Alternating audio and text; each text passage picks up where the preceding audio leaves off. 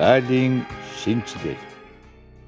Гаалийн шинжилэл төсөл нь хууль ёсны худалдааг хөнгөвчлөх, гаалийн хяналт бүрдүүлэлтийн үйл ажиллагааг хурдан шуурхай, оновчтой зохион байгуулахын зэрэгцээ, үндэсний аюулгүй байдлыг сахин хамгаалж, улсын хилээр хууль бус бараа бүтээгдэхүүн нэвтрүүлэх үйлдэлийг таслан зогсооход чиглэж байгаа бөгөөд уг асуудалд Монгол Улсын засгийн газар онцгой анхаарч байна. Бидний тэргүүнд гаалийн үйлчилгээг гадаад худалдаа эрхлэгч иргэн аж ахуйн нэгж байгууллагад шуурхай хүргэх, шат амжилтыг цөөлөх, нүүр тулсан харилцааг бууруулах, хүн зурдлыг арилгах, худалдааны өртгийг бууруулах, хилийн нэгдсэн менежментийн болон гадаад худалдааны нэг цэгийн үйлчилгээний тогтолцоог бий болгохоор зорж байна. Гаалийн шинжилэл нь гадаад худалдааны урсгалыг нэмэгдүүлэн, экспорт, импортын бараа бүтээгдэхүүнд тавих хяналтыг сайжруулж, боловсронгуй болгох, хэрэглэгч, үйлдвэрлэгчдийн эрх ашиг, аюулгүй байдлыг хамгаалах, мөн татварыг бүрэн ногдуулж, улсын хилээр нэвтрүүлж байгаа бараа бүтээгдэхүүн, байгалийн баялагын орц найрлагыг наривчлан тодорхойлоход тус чиглэгдэж байна. Бид гаалийн шинжиллийн төсөл хөтөлбөрүүдийг 2021 оны 4-р улиралд 90-с багагүй хувийг нь хүлээлгэн өгөхөөр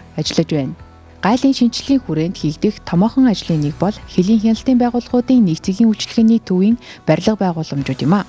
Энэ хүрээнд замын үүд, гашуун сухад, алтан булаг, Сүхбаатар, Бичигт, Бошоо, Шивээ хүрэн бомбын өргөтгөл шинжилэл, Өвөн Нугав аймгийн Хүрмэн сумын нутагт цагаан дэлгүүл бомбын бүтээн байгуулалтын ажлыг 2019 оноос эхлэн хэрэгжүүлснээр хилийн бомбын дэд бүтэц сайжирч, нэвтрүүлэх чадвар дунджаар 3-аас 7 дахин нэмэгдэнэ гэж тооцож байна.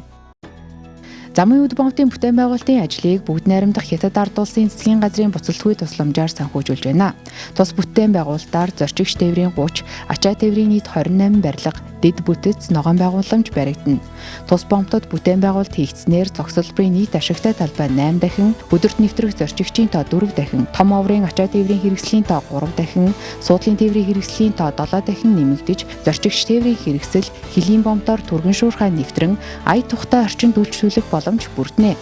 2019 оны 9-р сарын 12-ны өдөр шав тавих ёслолын арга хэмжээг зохион байгуулж эхлүүлсэн замын үд хилийн бомбын өргөтгөл шинжиллийн бүтээн байгуулалтын ажлын явц өнөөдрийн байдлаар зорчигч тээврийн хэсгийн барилгын ажлын гүйцэтгэл 28%, ачаа тээврийн хэсгийн барилгын ажлын гүйцэтгэл 13%-тай явагдаж байна. Гашуун сухад хилийн бомбын бүтээн байгуулалтын ажлыг Монгол Улсын засгийн газар, бүгд найрамдах Хятад ард улсын засгийн газар хооронд байгуулсан буцалтгүй тусламжийн санхүүжилтээр зэсийн баяжмал экспортлох 2, нүүрс экспортлох 10 игнээ хүнд даацын авто зам, импортын 6 игнээ зам талбай барилга байгууламж, дэд бүтэц, ногоон байгууламжийн цогцлбор баригдана. Мөн улсын төсвийн санхүүжилтээр тээврийн хэрэгслээс дээжийн агуулмж чанарыг автоматар тодорхойлох, дэвшилтэд тоног төхөөрөмж, өндөр хүчин чадлын рентген, орчин үеийн телехяналтын систем бүхий шуурхай удирдлагын төвтэй холбогдсон тээврийн хэрэгслийг автоматар бүртгэх ухаалаг гарцууд суйрлагдж байна. 2020 онд дэлхийн нийтэд тархсан COVID-19 цар тахлын нөхцөл байдлын улмаас бүтээн байгуулалтын барилгын ажил зогссон хэдий ч бомбын үерийн хамгаалалт, сувгийн бэхэлгээний хавтанд цутгалт болон автозамын гармын нэгтршуулалтын ажлууд хийгдсэн бөгөөд 2021 оны 3 дугаар сард барилга угсралтын ажлыг эхлүүлэхээр төлөвлөсөн. Сэлэнг аймгийн Сүхбаатар алтан булаг бомбын бүтээн байгуулалтын ажлыг Азийн хөгжлийн банкны хилийн үйлчилгээг сайжруулах бүс нутгийн төслийн санхүүжилтээр хэрэгжүүлж байна. Үүнд алтан булаг хилийн бомбдод зорчигч тээврийн 19, ачаа тээврийн 18, дэд бүтцийн 5 барилга, иж бүрэн инженерийн шугам сүлжээ, 6000 м2 ногоон байгууламж, тусгаарлах зурус бүхий 4 игнээ, 1.7 км урттай автозам, 7000 м2 авто зогсоол, 30000 м2 зам талбай барьж байна. Бүтээн байгуулалтын ажил нь 2 үе шаттай хийгдэхээс эхний ээлжинд тусгаарлах зурус бүхий 4 игнээ, 1.7 км урттай автозам, авто зогсоол баригдана. Тус бомбын барилга байгууламжийн өргөдгөлийн ажлын нийт гүйцэтгэл өнөөдрийн байдлаар 14.9%, хилийн үйлчилгээний шаардлагыг хангасан олон улсын чанартай автозам, авто зогсоолын ажлын нийт гүйцэтгэл 16.2%-тай байна. Мөн улсын төсвийн хөрөнгөөр шуурхай удирдлагын төвтэй холбогдсон орчин үеийн телехяналтын систем бүхий тээврийн хэрэгслийг автоматар бүртгэх ухаалаг гарцууд болон өндөр хүчин чадлын рентген тоног төхөөрөмжүүд суйрлуулах ажил төлөвлөсний дагуу 2017-оос 23 он хүртэл хийгдэх юм а.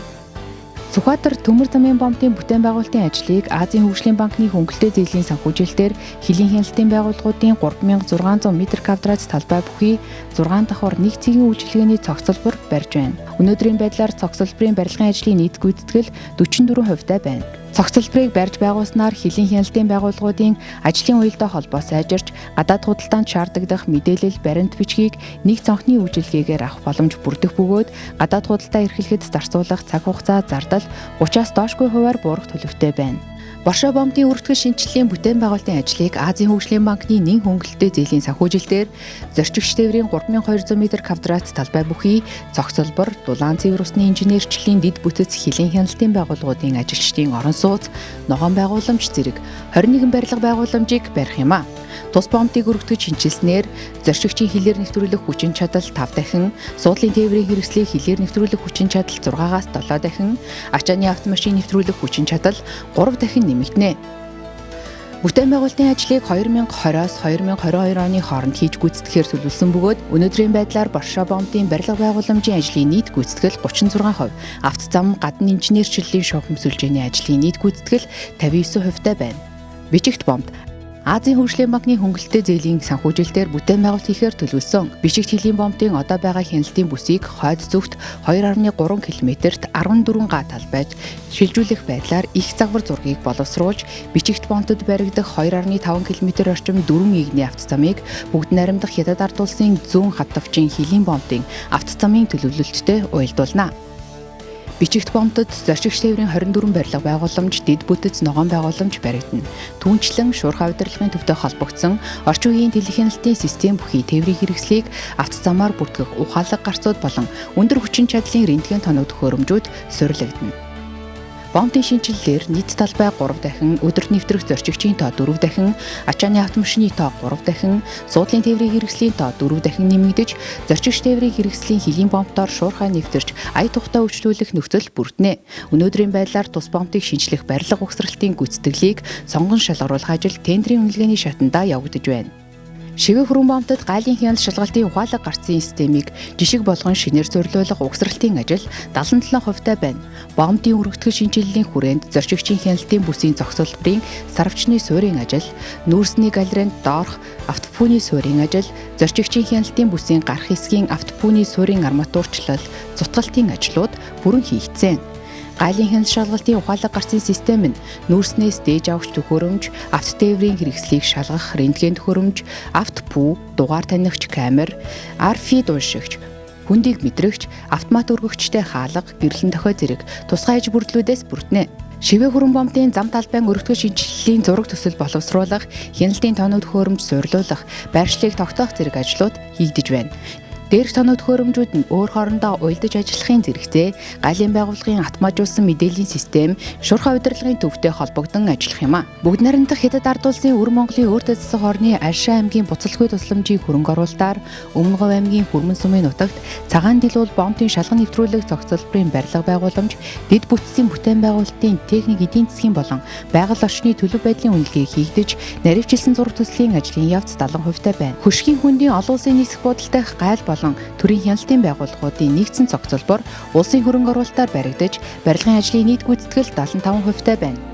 Энэ ажлын хүрээнд 1.8 га газарт хилийн хяналтын байгууллагуудын нэгдсэн нэг цэгийн үйлчилгээний барилга, gaйл мэргэжлийн хяналтын нэгдсэн салбар лаборатори, шалган нэвтрүүлэх пост, стандартад нийцсэн эрэлж нохой нэгдсэн төв, ажилчдын дотор байр, 8-аас 10 автобусны дулаан зогсоол, цахилгааны дэд өртөө, спортын талбай, ногоон байгууламж, автозам талбай, явган хүний зам, гэрэлтүүлэг зэрэг цогц бүтээн байгуулалт хийгдэж байна.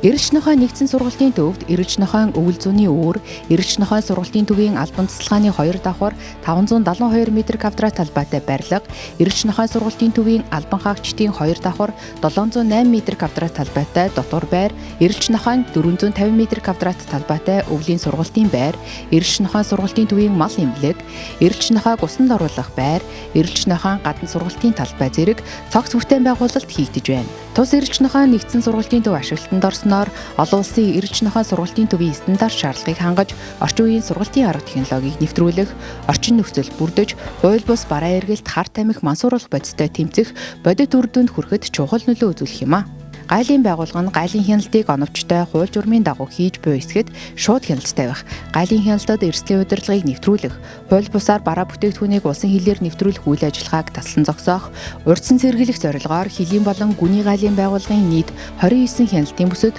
орчин үеийн дэвшилтэй технологид түшиглсэн Швед улсын Axis Brand-ийн 552 хөдөлгөөнтэй ба хөдөлгөөнгүй камер, эрсдэлтэй зорчигчийн царай таних, авто тээврийн хэрэгслийн дугаар таних телехяналтын камерыг суйрлуулан Улаанбаатар хотод байрлах удирдлагын төвтэй цагийн гормоор холбогдсон техник технологийн оновчтой цогц шийдэл бүхий гаалийн ерөнхий газрын шуурхай удирдлагын төвийн бүтээн байгуулалт бүрэн хийгдэж дуслаа.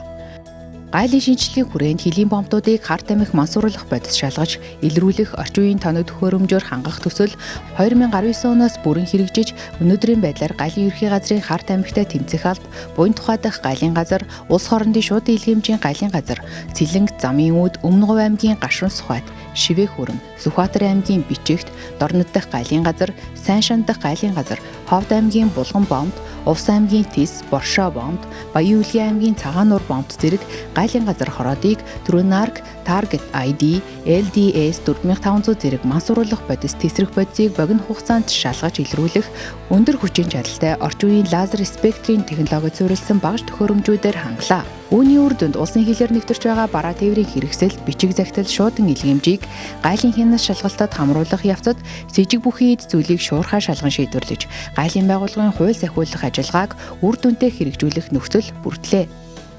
Үүнээс гадна хилийн бомбын шалган нэвтрүүлэх цогцлбарын барилга байгууламж, хянас шалгалтын тоног төхөөрөмжийн хэвийн үйл ажиллагааг хангахад зайлшгүй шаардлагадах эрчим хүчний шугам, автозам, шилэн кабель, цэвэр бохир усны хангамж зэрэг инженерчлийн дэд бүтцийн ажлуудыг мөн хамтдан шийдвэрлэн хэрэгжүүлж байна. Энэ хүрээнд Дорнод аймгийн Ирээнцав, Баян хошуу, Дорногов аймгийн Ханг, Говь Алтай аймгийн Бургастай, Завхан аймгийн Арц суур зэрэг аслагдсан хилийн бомбуудыг нийт 718 км урт шилэн кабелаар холбох ажил 100% хэрэгжиж дууссан. Гаалийн төв лаборатори нь барааны ангиллын кодыг тодорхойлж, улсын хилээр нэвтрүүлгийг хориглосон буюу хязгаарласан, аюултай болон хортой бодис бэлтгэлийг таньж илрүүлэхээс гадна татвар төлөхөөс зайлсхийх, бусад зорилгоор барааны нэр төрөл ангиллыг худал мэдүүлсэн зөрчлийг илрүүлэхэд чухал үүрэг гүйцэтгэдэг.